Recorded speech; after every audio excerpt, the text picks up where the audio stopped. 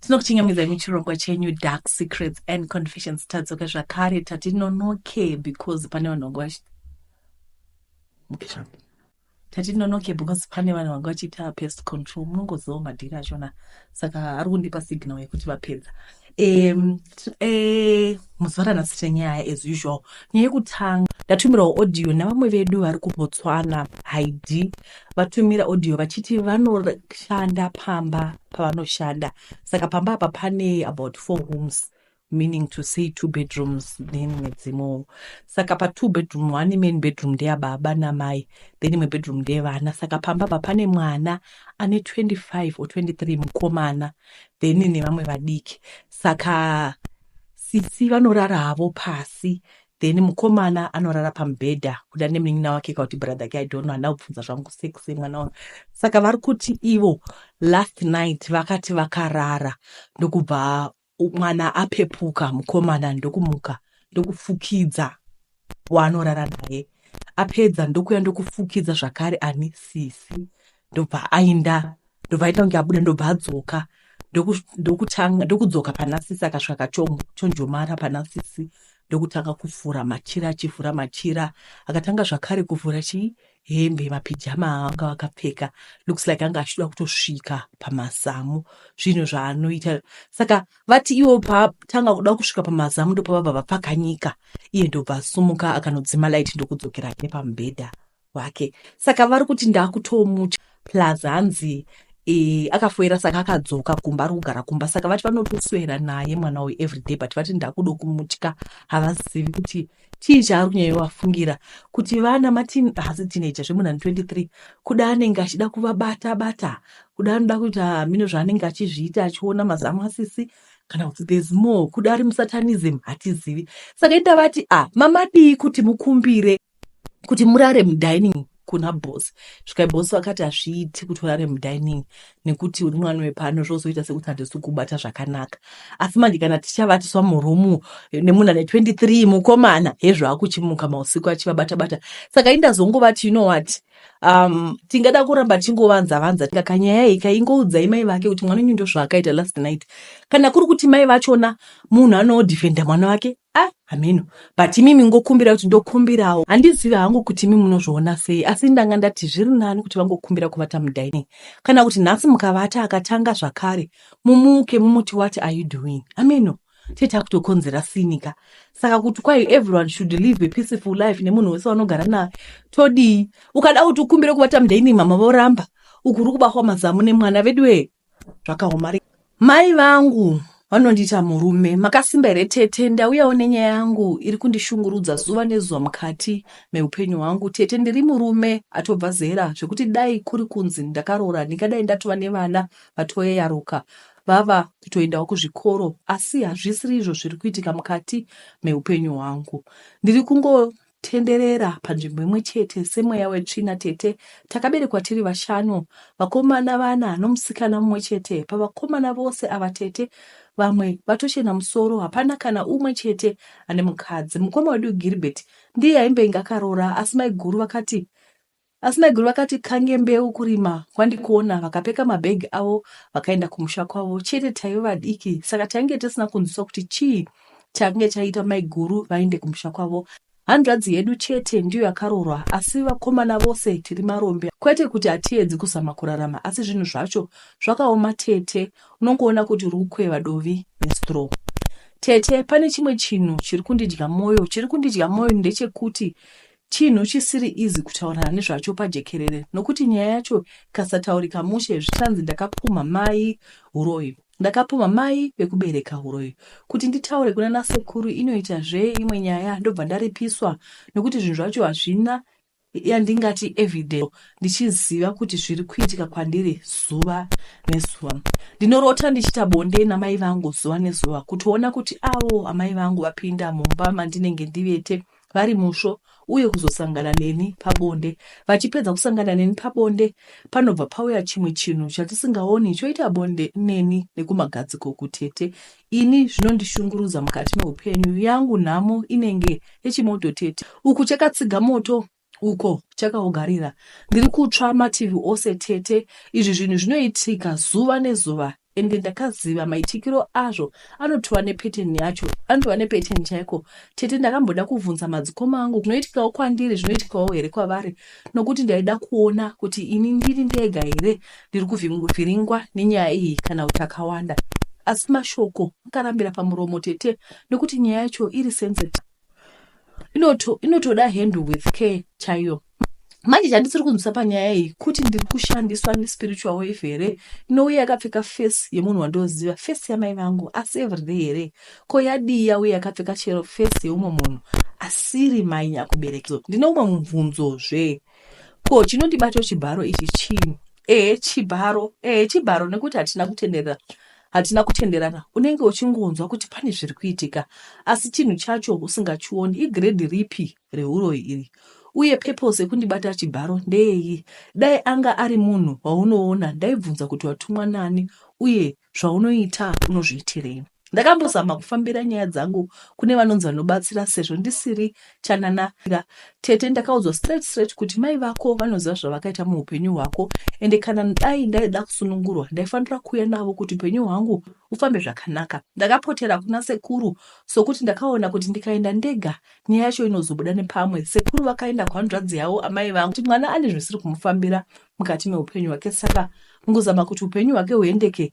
Kune kwaaendawo kwanzi pari kuda kuti mai vekubereka vasimuke kuitira kuti upenyu hwemwana ufambe zvakanaka. Sekuru pandakavaudza handina kunge ndananganisa nemo kukwira gomo utenderera, ndainge ndongovaudza kuti pane zvisiri kufamba zvakanaka mukati meupenyu, saka vainge vasingatozivi kuti nyaya yei. Tete amai vangu pavakanzwa nyaya iyi vakapenga zvekuda kusimudza masiketi vakazodzorwa nehanzvadzi yavo. Mai vakapenga vachiti hakuna kwavaienda. Ndaita mwanana, ndachenjeresa, ndoda kuona Harare ndiri kumabhara. Aika nhai muchembere mapenge ekudaro. Asi pane chavaiziva here chavaitya kuti chinozofumurwa tete, nekuti kupenga kwakaita mai nanhasi handinzwisisi ini.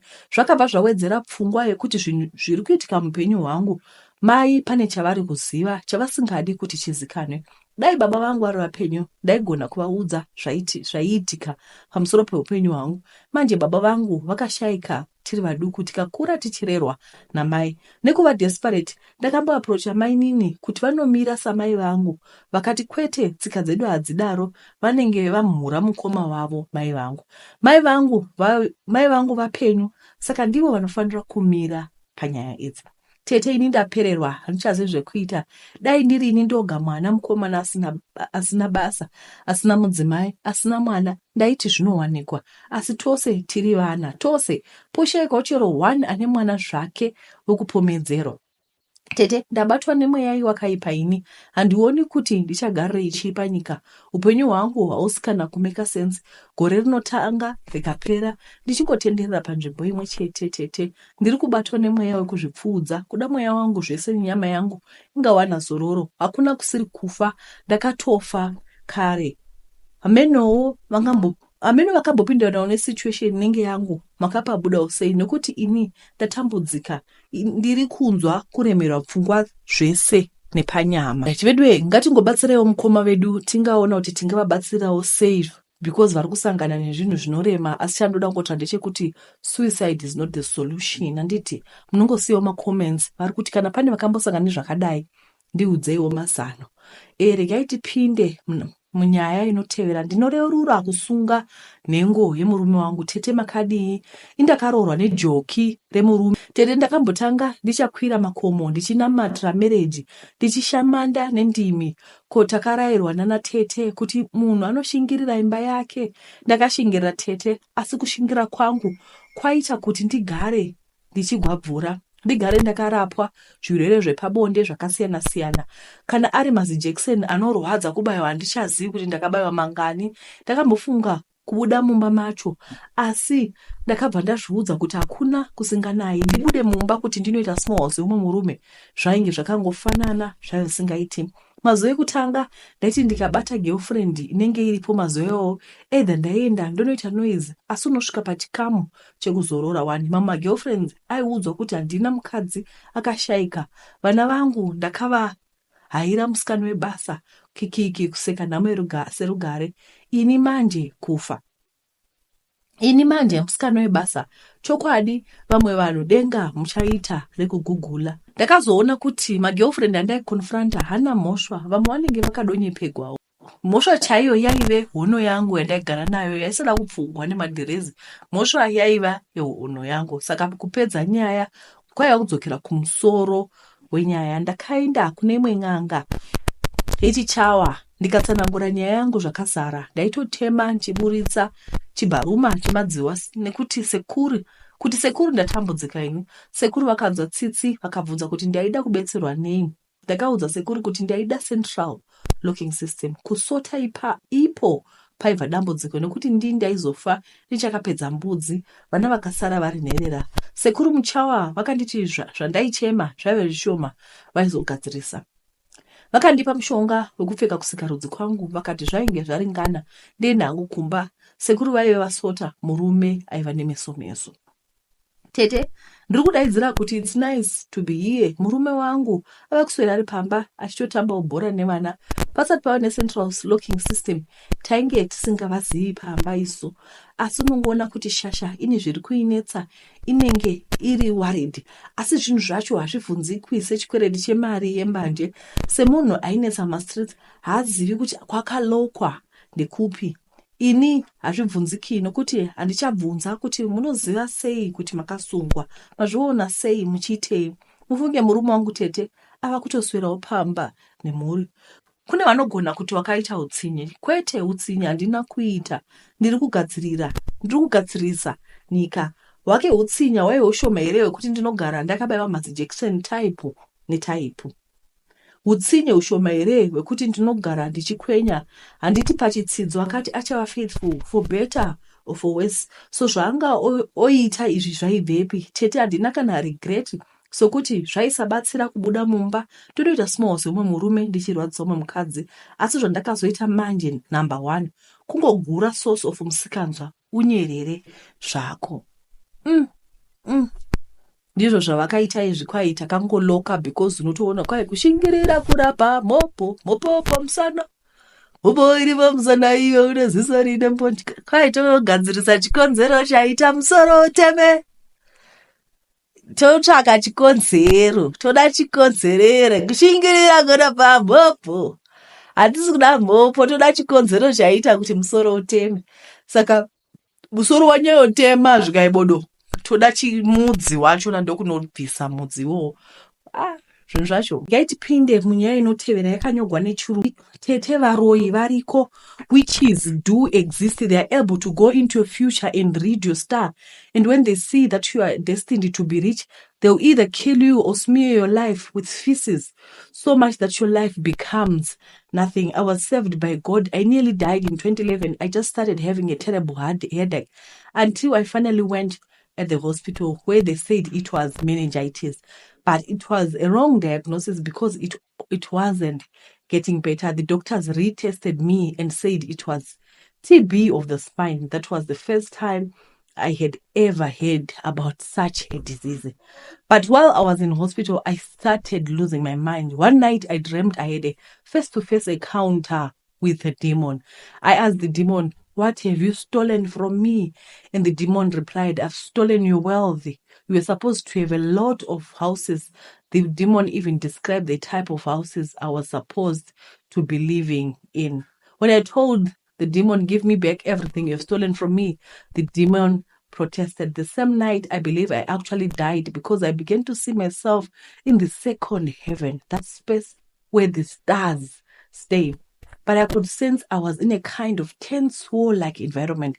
That's when I heard a voice saying to me, "Repeat after me, no weapon fashioned against me shall prosper." Each time I repeated that scripture, I was getting closer and closer to that voice.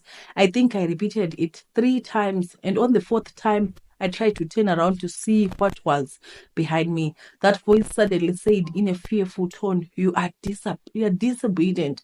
If you are disobedient, you will die." Tete, I was terrified, but at the same time, I felt like I was thrown back into my body. I literally bounced in the hospital bed where I was lying. I believe that voice was from an angel that was sent to fight on my behalf.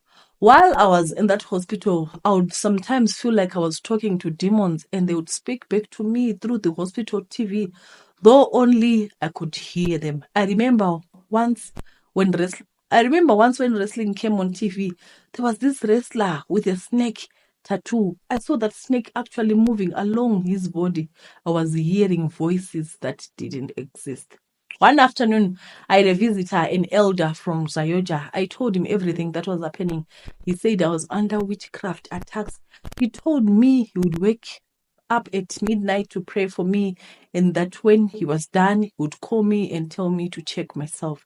Sure enough, after midnight, he called me and I checked myself. I realized I was no longer hearing voices or seeing strange things. After 2 weeks, I was discharged from the hospital, but for years, my life was stagnant.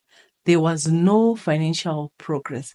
I would constantly dream of walking on ground covered with feces. When I boarded a car, instead of going forward, the car would move back. I suffered financially and eventually I lost my marriage of 13 years.